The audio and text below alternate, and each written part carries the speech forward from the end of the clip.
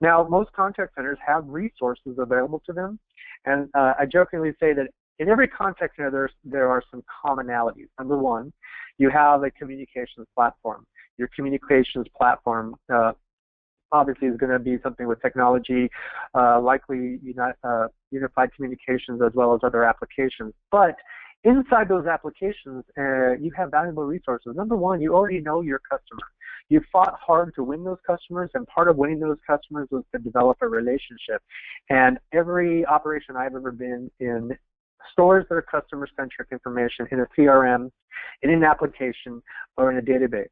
And a little known fact that people forget about, or a lot of folks don't think from a rudimentary point of view, regardless of the application you're using, so whether in healthcare, it's something that's an Epicor or NextGen, in finance, if it's Fiserv or Jack Henry or applications like that.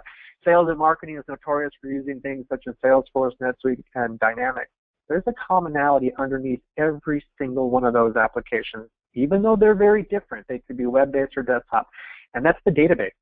The database drives every single business, and this is your greatest opportunity for power in terms of leveraging your customer experience and also making your contact center dynamic and being able to respond to the need of the customer and their current value the minute they hit your contact center or switch. So we're going to talk a little bit about that in some of the examples we're going to see.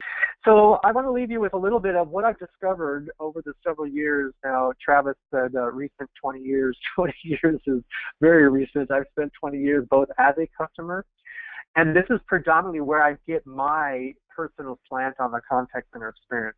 Because I was a customer of contact centers and I actually had the technology, I was responsible for the technology, I understood what it could do in that environment. When I migrated over to the inflow side, it brought with me the day-to-day impact that clients have. Now, these are the things I've discovered over the several years, and most recently over the last 3 years, that in meeting with clients, an overwhelming percentage of 65 to 70% of businesses are not leveraging data they already own and already have within the contact center to impact their customer experience.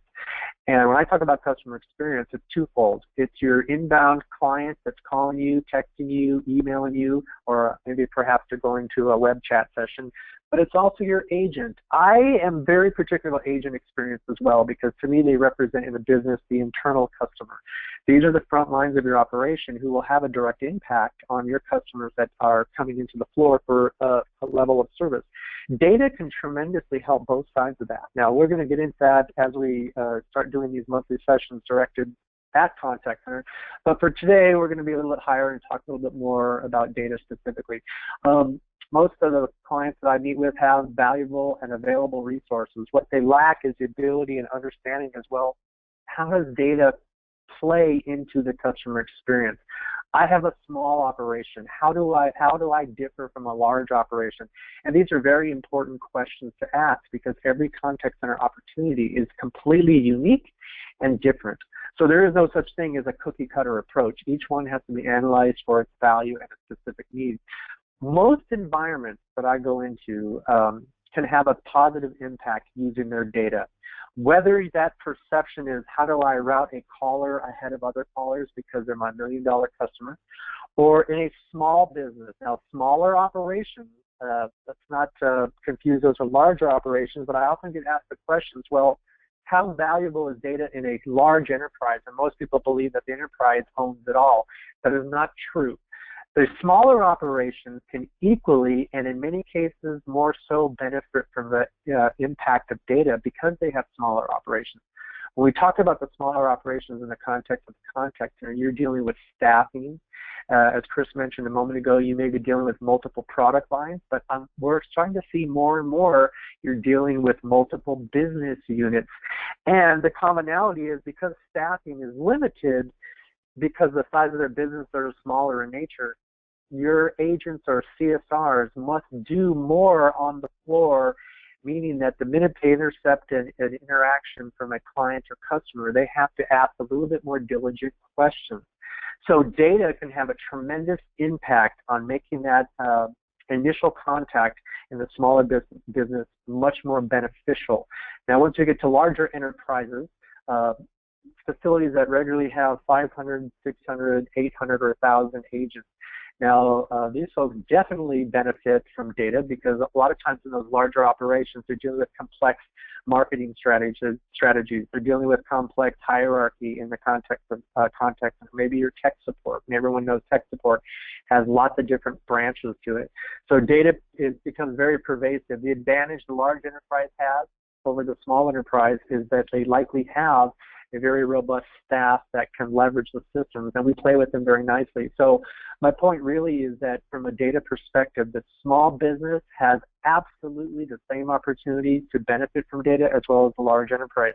And what we're really talking about here, and data may be an esoteric term to most folks, is we don't go in when I go in to meet with a client or a customer, I'm really interested in their operation because it's the operation that's going to help us put the value to the data. Where does it need to sit and how can we impact the operation? Ultimately, data is going to give you and give us control over the business, meaning when a call comes in, it's my most valuable customer, I want to handle them a different way. It can give us control over the agent experience. I can gather information about the caller or the customer coming in, present it to the agent so they don't have to look for information as part of the initial greeting, thereby having an impact on average handle time. It eases the burden on how long the call may take, but it gets us right to the heart of the matter of what we need to address. And from an employee morale point of view, it changes how they play in the system, if you will. And all of this plays into customer satisfaction. Agent morale has a direct impact on customer satisfaction, but data also allows us to control that level of customer experience. And that is what the trends are telling us. We've known this for a while, but in 2015 it became more and more pervasive, and industry analysts in 2016 are saying absolutely customer experience is going to be the #1 goal for everyone. It's the best way we can leverage technology to put it to best practice in your particular environment. So with that being said, I'll turn this back over to Travis, who's going to take us through a couple of real-world scenarios with some inflow customers.